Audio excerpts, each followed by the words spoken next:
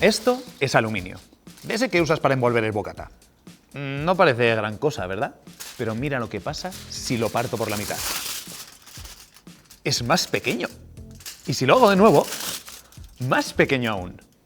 La pregunta es, ¿cuántas veces puedo hacer esto? ¿Cuántas veces podría dividir en dos partes iguales un folio de papel de aluminio? La respuesta es 79.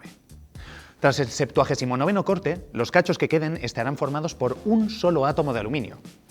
Un átomo es, para que nos entendamos, como llamamos a la cantidad más pequeña que puede existir de un elemento químico. Pero hay un problema, y es que estrictamente hablando, los átomos no son átomos. Veamos esto.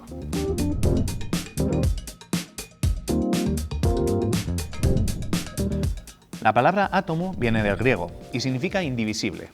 Átomos, sin tomos, sin partes.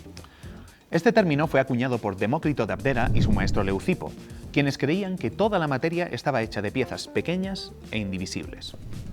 Ellos pensaban que los átomos eran como los ladrillos que forman el universo. Pero su teoría, la verdad, no fue muy popular en la antigua Grecia. De hecho, el mismísimo Platón dijo que quería quemar todos los libros de Demócrito. Vaya con los haters. Por esta razón, la teoría de Demócrito y de otros filósofos de todo el mundo se quedó como una mera hipótesis durante más de 1000 años. Hubo que esperar hasta el siglo XII para que el atomismo volviera a ser conocido en Europa, cuando volvieron a traducirse los viejos textos griegos. En el siglo XVII, grandes científicos como Boyle o Newton estaban convencidos de que las cosas estaban hechas de átomos, es decir, que la materia no es algo continuo, sino que está hecho a cachitos. Sin embargo, no fue hasta 1803 cuando se propuso el primer modelo atómico de la historia, el modelo de John Dalton, el mismo que le puso el nombre al daltonismo. Dalton defendía que las cosas están hechas de átomos, que hay átomos de muchos tipos, cada uno con sus propiedades. Y no contento con esto, publicó una lista con el peso atómico de más de 30 elementos conocidos hasta la fecha. Su modelo era sencillo y, la verdad, no acertó con el peso de todos los elementos, pero sí que servía para explicar las propiedades físicas de una gran cantidad de materiales, y también explicaba el funcionamiento de muchas reacciones químicas. Al fin, más de 2000 años después, Dalton había dado con los átomos con los que soñaban los filósofos griegos. O tal vez no. 60 años más tarde, se logró dividir el átomo.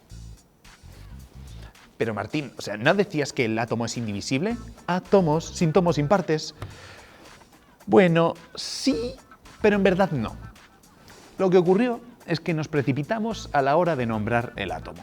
Veréis, a finales del 19 se descubrieron los llamados rayos catódicos.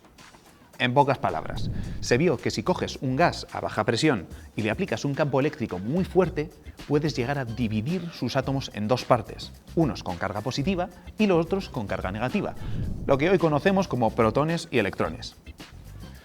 Esto volvió locos a los científicos de la época, que se lanzaron a proponer ideas acerca de cómo estaban formados o estructurados estos átomos. La propuesta más famosa fue la de Joseph Thomson, que propuso que el átomo era como un pastel de pasas. Se compone de una masa muy grande con carga positiva, que en su interior tiene pequeñas partículas con carga negativa, como si estuviesen incrustadas. Sin embargo, el modelo de Thomson no duró mucho, y 7 años después de su publicación fue refutado por Ernest Rutherford. Rutherford hizo el siguiente experimento.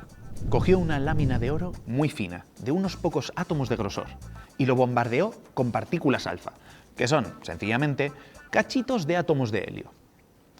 Rutherford observó que la mayoría de estas partículas atravesaban sin problemas la lámina de oro, pero algunas de estas partículas rebotaban contra la lámina. Que haya partículas que reboten contra el oro es como si un disparo de bala rebotase contra una hoja de papel.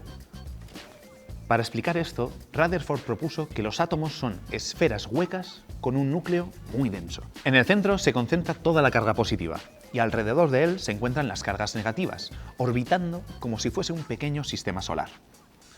Entre el núcleo y la corteza tan solo hay vacío, mucho espacio vacío. Para que os hagáis una idea, si el núcleo atómico tuviese el tamaño de una persona, los electrones de la corteza estarían dando vueltas a 250 kilómetros de distancia. Y por esta razón, muchas veces los científicos representamos el átomo de esta forma. Ahora, la pregunta es, ¿Tienen los átomos realmente esta forma? Pues la verdad es que no. Nuestra percepción de los átomos ha seguido evolucionando durante los últimos 100 años, y os aseguro que en este último siglo ha cambiado más que en los 20 anteriores. Esta es una historia fascinante que podríamos pero que se va a quedar para otro día porque el cámara me dice que cobra por horas y... Tío, ¿dónde vas? Nos vemos en el próximo capítulo.